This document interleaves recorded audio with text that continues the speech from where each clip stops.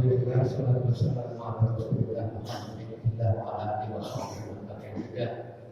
La haula wa la quwwata illa billah. Hadirin jamaah syukur dan dimuliakan Allah. Tadi telah kita dengarkan bersama penjelasan mengenai masalah al-udhiyah. Al-udhiyah atau kurban. Kurban dari kata kurban yang kurbanan, yaitu mendekatkan diri. Jadi suatu persembahan berupa hewan ternak tertentu tentunya ya, yang hewan ternak yang disebut di dalam sunnah yaitu unta, sapi, kerbau, kemudian kambing ya, dengan berbagai jenis kambing. Hanya itu yang disebutkan di dalam hewan-hewan kurban. Persembahan yang diberikan kepada Allah SWT berupa hewan ternak dalam rangka mendekatkan diri kepada Allah SWT. Hadirin sekalian, kurban ini sebelum kita disyariatkan berkurban, sebetulnya masyarakat pada umumnya juga sudah melakukan kurban ini sesuai dengan keyakinan mereka. Ya, karena sesuai dengan keyakinan mereka itu banyak yang tidak sesuai dengan syariat agama kita. Kurban ini sudah dilakukan oleh berbagai macam kelompok masyarakat di belahan dunia dimanapun ada selalu agama dahulu.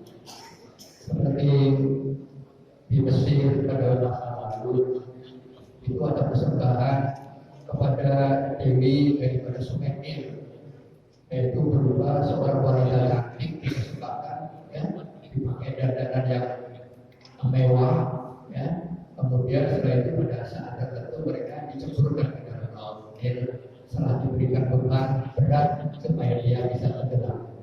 Nah, ini tentunya sangat tidak manusiawi. Kemudian di Irak, di daerah Kanan, itu juga ada persembahan dari masyarakat itu berupa persembahan bayi-bayi yang baru lahir yang montok yang cantik atau yang gagah ya. Kemudian dipersembahkan pula ya, di Sungai Efrat di Irak. Kemudian juga ada kita lihat di negara lain di Meksiko misalnya, itu ada persembahan kepada dewa matahari berupa persembahan jantung unta, jantung manusia dan darah manusia dipersembahkan untuk dewa matahari dengan acara-acara adat tertentu menurut keyakinan daripada agama mereka. Tentunya animisme ini ya, bukan agama samawi, animisme. Kemudian juga di Eropa di masyarakat fikih di Spanyol ya, juga ada kurban di masyarakat itu ya. Orang-orang tertentu, orang-orang terpilih di masyarakat fikih itu, orang-orang tertentu kebanyakan ada rohib-rohib, pendeta-pendeta yang dianggap sudah berkenal itu dikurbankan ya untuk dewa fikih yang dipuja oleh masyarakat seperti ini. Saudara sekalian, sudah barang tentu ini sangat tidak manusiawi karena Allah itu kalau menurut agama kita adalah sebaik-baik ciptaan Allah, ya. Tetapi kalau dikurbankan begitu menyedihkan. Ya.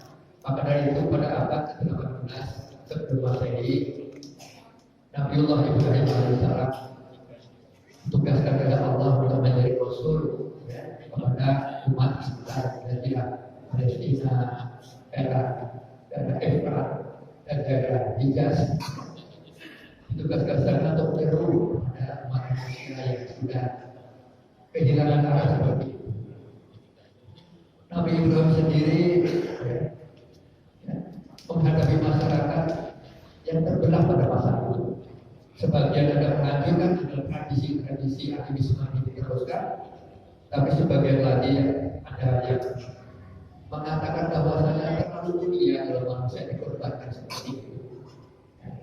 Maka Nabi Ibrahim mendapatkan misi untuk menghilangkan tradisi seperti itu. Dalam surah As-Saff Nabi Ibrahim disebutkan Rabbi habli minas sholihin, Tuhan berikanlah aku keturunan yang soleh. Wasyarnabiullah bin halim, maka aku berikan kabar gembira kepada Ibrahim dengan anak yang santun, yaitu Ismail. Kalau masalah bahasa ya orang yang nanya ini arafin mana yang bangkan bagi pada haram orang yang ada kalau saya juga insyaallah tidak salah. Jadi diperintahkan untuk menyembelih disampaikan pada putranya dan putranya mengatakan ya Umar silakanlah wahai ibu Umar laksanakan apa yang diperintahkan oleh Allah serta juga insyaallah benar ini banyak akan menjadi apa yang insyaallah. Kalau masalah atau jadi pada mereka telah berserah diri, ya, pada lalu Jabil telah meletakkan pisau yang diasah tajam di leher Ibrahim. Kepada Ibrahim tersebut Allah, wahai Ibrahim, pesotak terruya, kau telah menepati janji mimpimu, pesotak terruya, inna kadzalika minal muslimin dengan kau adalah seorang lain yang senantiasa berbuat baik. Inna adalah wala sehingga ini adalah ujian yang berat bagimu, kompeten dalam diri dan kami gantikanlah pisau itu Ibrahim Ismail itu bin Hadim dengan unta dengan domba yang sangat ya. Ada ini sekalian Nabi Ibrahim di sini memberikan contoh kepada kaumnya pada masa itu bahwa sebenarnya manusia itu adalah perbuatan yang tidak manusiawi dan sangat ditentang. Karena itulah Allah menggantikan fatwa fadainah bidzikri hakim dan digantikanlah Ismail itu dengan seekor domba yang tersebut. Adalah terlalu mulia di mata Allah apabila yang dikorbankan adalah manusia. Ya. Allah tidak akan menerima persembahan yang berupa manusia dikorbankan, tapi Allah menerima pengorbanan berupa seekor domba. Hadirin sekalian, jamaah subuh yang berbahagia. Kenapa tidak sampai kepada Allah persembahan kalau seandainya persembahan itu seorang manusia yang pertama kan manusia itu sangat dipuji oleh Allah karena diberikan Allah. Dan persembahan itu lainnya juga menjadi kegembiraan di masyarakat sekitarnya. Jadi kalau seandainya dikasih dengan domba, maka domba ini menjadi kegembiraan bagi masyarakat untuk berpesta menikmati daging domba yang merupakan anugerah Allah kepada umat manusia. Dan yang sampai kepada Allah ini bukanlah daging dan darahnya ya, dalam kurban itu yang sampai adalah ketakwaannya. Ya. Daging dan binatang itu menjadi hidangan bagi manusia. Dan yang Allah berdoa, wala dimamuha, wala diyadalahu wabiku. La yadallaha rubuha, tidaklah sampai daging daripada kurban itu kepada Allah. Pada yang Allah takwa itu yang sampai kepada Allah. Dalam hadis yang lain kami sampaikan, ya, sebelum darah itu sampai tetesan darah itu sampai ke mana, maka ketakwaan itu sudah sampai ke sampai kepada Allah, lalu darah itu tetes dan daging-daging itu kena. Begitu cepatnya Allah merespon ketakwaan seorang yang melaksanakan kurban dan melaksanakan kurban. Dan kurban ini menurut ahli fil akhir dan akhirnya menjadi sunnah pada umat Muhammad. Kurban ini memang sudah dari awal pernah ada pada umat permulaan manusia yang kita pada surah dua yang namanya kopi dan hadis diperintahkan oleh Abu Yahya untuk berkurban.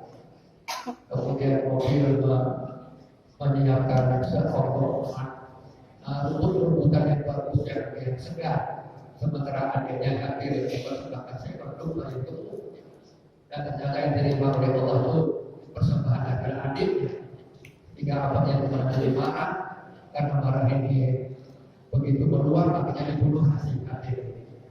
Ya, bingung dia baru menyesal bahwa adik tercintanya itu dibunuh. Bagaimana caranya ini mengumpulkan nanti? Karena belum ada orang meninggal pada masa itu, dan belum ada manusia kan. Allah memutuskan dua malaikat berupa dua ekor gagak yang bertengkar, kemudian yang satu mati. Setelah mati maka gagak yang masih hidup itu cekak-cekak kanan sampai dalam, kemudian diangkut, kemudian dimasukkan ke dalam kanan, kemudian diurut. Oh, begitu caranya mengurut jenazah. Barulah tidak akan boleh mobil. Hadirin sekalian, jadi sebenarnya kalau menurut beberapa pengarang kita, bukanlah ini isyarat daripada kita mensyariatkan pembunuhan manusia yang tidak ada masa lalu, kemudian diberikan oleh dinasah oleh Nabi Ibrahim menjadi penyembelihan hewan. Tapi ini yang dikorbankan kita setiap hari ini adalah nafsu kebinatangan ini. Nafsu kebinatangan ini adalah yang harus dipusatkan. Nafsu kebinatangan manusia berupa rakus, bakhil, tamak, puasa ini yang harus dipusatkan, harus dipusatkan daripada jiwa nafsu kebinatangan. Di samping ini adalah merupakan sunnah dari Nabi Muhammad. Pembacaan ini benar-benar ditingkatkan bina apa? Nabi Ismail dengan seekor domba. Pada waktu menjadi domba itu, kata Ibrahim, Allah Akbar. Kata malaikat Jibril yang bilang itu Allah Akbar. Dan ini rupanya menjadi legenda, menjadi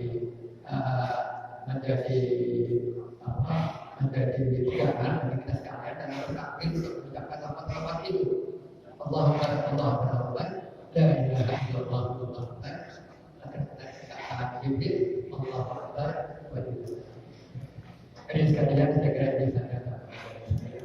Mudah-mudahan kita pada bulan Dzulhijjah yang sebesar lagi kita masuki, banyak di antara kita yang melaksanakan kurban, Menurut Imam Syafi'i, karena dia naik dari tikrar, sebagaimana perintah sholat, dia di tikrar meminta diulang-ulang perintah ini, dan sholat meminta ulang-ulang.